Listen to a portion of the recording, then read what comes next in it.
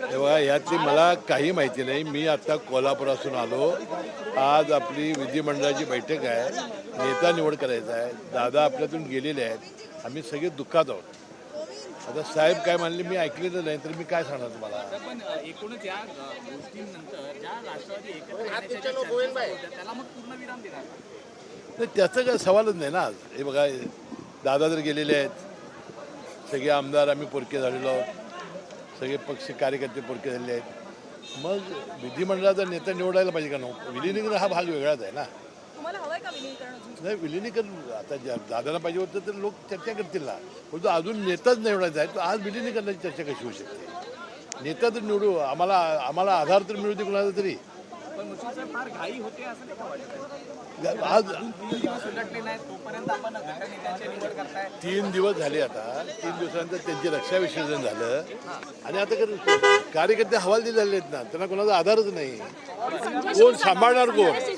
पवार साहेब असे म्हणाले की त्यांचा पक्ष वेगळा आहे, त्यांनी निर्णय घेतला असेल असंही म्हणाले.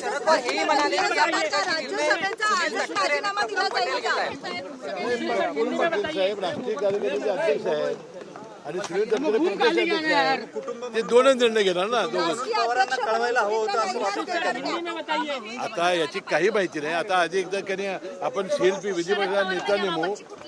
कुटुंब म्हणून पवारांना कळवायला साहेबांनी सांगितलं ना, त्यांचा पक्ष वेगळा आहे, त्यांनी निर्णय घेतला असेल.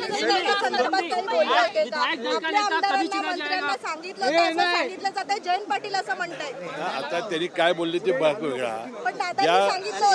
ज्या गोष्टीची माहितीच नाही आम्हाला, ती आम्ही काय सांगणार तुम्हाला.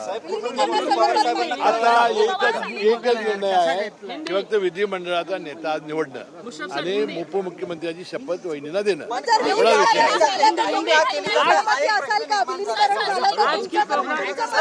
सगळ्यांनी मिळून आम्ही निर्णय घेऊ ना.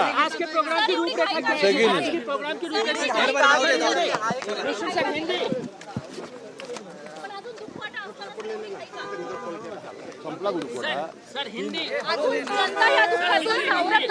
पवार साहेबांच्या पुरोगामी घराण्यामध्ये तिसऱ्या दिवशी सगळं संपवतात. त्यांनी काल संपवलं. कुटुंब म्हणून पवारांना कळवायला हवं होतं असं तुम्हाला वाटत नाही का? त्यांनी खंत बोलून दाखवली आणि त्यानंतर ते बोलल्यानंतर फार पवार साहेब असं म्हणाले की बा त्यांचा पक्ष तरी वेगळा नाही. आज काय करायलोय आम्ही. आज आमचे सगळे आमदार पोरके झालेले आहेत, आम्ही पोरके झालेलो आहोत. आम्ही आमदार विधिमंडळाचा आमच्या पक्षाचा नेता निवडतो. दुसरं काय करायला निघालो आम्ही.